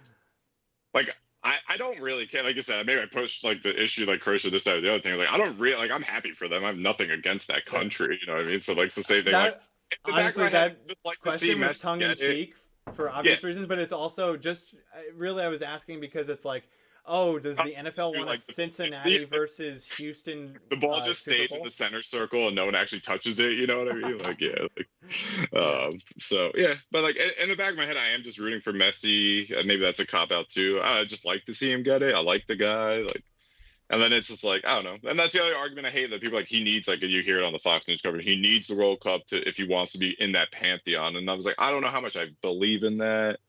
Personally, I don't believe in it. To me, it's almost meaningless. It sounds ridiculous to say, but his legacy is supplanted. If he wins a World Cup, great. Like it's almost nothing more than like an emotional, like, feel good Yeah. story for the He news to wants it. report I don't on. blame him. Of course, you want to win for your country. I mean, I don't blame Yeah. his desire And for that it. came But up in our, external, text conversation that got, like, sort of heated surrounding the whole Croatia thing. I'm like, Argentina has failed Messi his entire career. yeah, However you want to look at that, be my guest. Whether they haven't Yep. produced the talent, I mean, they have all the resources. Obviously, Argentina's not new on the map. Like, they're a historic, footballing powerhouse. you have They a have Mount Rushmore they player. have over 100 million people, I think, or something Yeah. close to that, 80 million, whatever. And yeah, they have not either developed. I think it is they haven't developed the players, as well as even aside from that, like, it is on these coaches. Like, Messi has not had a good Argentina coach, and this is exactly Maradona why coached, right? I don't. Maradona managed them one. Was that 2014? Where did he manage them? Maradona? Yeah. I think Did it he, or was was he just on the 06. sideline? What, it was Oh oh no, 06? 2010. It was 10. Yeah, I was gonna say no. I remember it like more like yeah, but yeah, like no offense to Diego, like that's Yeah. like yeah, come on, like what are we doing here, guys? Like, They yeah, they hired vibes. That's what they were yeah, going for, seeing if they could get through on emotion. yeah, But yeah, because he definitely managed. Because remember, he those said he teams. would streak through Buenos Aires Yeah, if they they are won. one of those teams on paper, like even back then when you look at it, you're like, yeah, no, you don't really, in theory, you don't manage. It's like Ancelotti, like I said, is he a great manager? Absolutely not. You put him at a team that has personalities, he's going to win you Champions League. He's going to win you, like, that's an Ancelotti. Like, there's our managers that are there to balance egos, and they know their players are good enough, and they don't really manage a system or whatever. Yeah. You can argue that. I don't think that works in a World Cup because the format is too it's too condensed, and you need to have some, maybe it's not a philosophy or pure identity, but you need a plan more than just like, hey, you're good enough to win. Like, you can't do Right. that. So Yeah. all right, well, All right. yeah, I think that's it. Faye, that's it. I appreciate all the time that you give. We've gone longer than a match itself, so Yes, that's great. It's funny because we, again, we It's normally do like watch alongs, and now here we are. yeah, We've gone a 15-minute simultaneously wrap. against some invisible match. So How long were we on here for our 15-minute wrap up? 1 hour 46 minutes. So, Yeah, so that's if anyone knows me in beats, this is why I can never get like, I'll be saying goodbye and people are like, you're still here. And like, yeah, we started talking about something and we have different opinions and here we are. for sure. No, but I think this is great. I think people are gonna Love appreciate the dialogue, and I think we kind of kept to point, even though we went sort of way over. But yeah, I appreciate your time, man, and yeah, as if it wasn't obvious, we're both enjoying this World Cup, and like I said in previous ones, like, it's not been like this March Madness where like the 15 seed gets through and it's like, oh great, they beat one Goliath, but then they get trounced in the next round. Like, no, like, there have really not been many blowouts. So this is, as many surprises as there have been, it's still just, the competition level is still great, and the entertainment level is high, and that's all thanks to Alexi Lawless and the team over. But I don't know. Listen, he is like, what's the guy's name? The WWE guy, McMahon, Oh, Vince McMahon? McMahon. He's like Vince McMahon. Like, he is, Yeah. he has entertainment abilities. He knows how to sell something. Whether you can see right through it or not, I find him very entertaining. But I miss the hair and I miss. Why did he cut his hair is what I lost all. No, I'm just kidding. Yeah, I just haven't enjoyed many. And like I said, Deuce is one of my favorite, probably my favorite American player of all time. He's up there. he's really playing up that Southern accent. Yeah, and it's just bad. He's just bad because I saw him do Galazzo show or whatever, like the CBS stuff, and I was like, oh no, like Clint, what are we doing here? Yeah. No, but you see, they're very much going for one thing, and that's recognizable names, and Yep. like, And they just want Americans to be like, oh, I remember that guy, and yeah. And let's yell, let's get escape. Alexis Lalas is playing the Bayless, the Stephen A. Smith role. Let's scream, hot takes, and well, whatever. what's funny also too is that, like, they'll flash, and again, they're, in case you forgot those moments, they're very quick to remind you, like, oh, Landon Donovan against Algeria and whatever, and whatever, fair play. But what's it called? When someone in the office was saying, like, oh yeah, Alexi Lalas, I remember in the '94 World Cup, he was our guy, and like, who was that other guy? And I just knew that they were referring to Marcelo Balboa, and I was like, you know, you and I were like 3 years old at that point, but so we don't have that in the memory bank. My first World Cup was the '98 World Cup, and that's for real. I do. In fact, I made reference to the Bergkamp goal against Argentina in that quarterfinal. But I was just like, damn, in the '94 World Cup, we just had a biker gang. Like Balboa and Alexi Lalas. Like, I'm trying to think who else would have been on that team. I guess Reyna. I don't know if he was in '94. Tab, No, maybe? I don't think he was. Yeah, Tab was there, and like John Harkes and Eric Winalda. Yeah, Harkes. Yeah, those guys. Them, I might even be off on. But they were like '98 for sure. But anyway, wrapping things up here. Thanks for coming on Beatty's Beat. Yeah, dude, thanks for having me. Hopefully we get some watch alongs when in whatever it is, 10, 11 days when the clubs are back, or our daily soccer routine returns. So yeah, we'll have to coordinate. And yeah, I mean, the audience will have to tell if we're actually capable of this, but I'd love to have you on, even if it's just, you know, like I want to start making some shorter length things, because I think they're, you know, typically more consumable, and so yeah, even if we just do like kind of Premier League, like what happened this weekend, and like kind of just touch base on our thoughts, I think that should be like manageable again in our schedules as well. So yeah, for sure. All right, thanks man for coming on. Thanks for having me. All right, enjoy. Later, man.